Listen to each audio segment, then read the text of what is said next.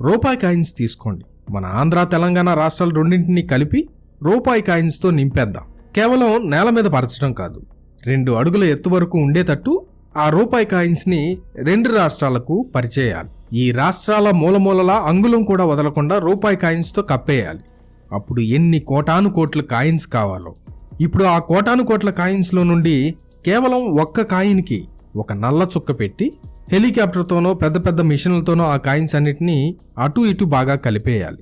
ఆ ఒక్క నల్ల చుక్క కాయిన్ ఎక్కడుందో ఎవరికీ తెలియదు.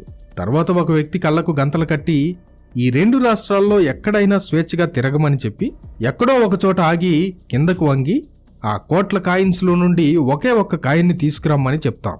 అతను తన మొదటి ప్రయత్నంలోనే సరిగ్గా ఆ నల్ల చుక్క పెట్టిన కాయిన్ని తీయడానికి ఎంత అవకాశం ఉందో, యేసు ప్రభు జీవితంలో కేవలం ఈ 8 ప్రవచనాలు యాదృచ్ఛికంగా అనుకోకుండా నెరవేరడానికి కూడా అంతే అవకాశం ఉంది.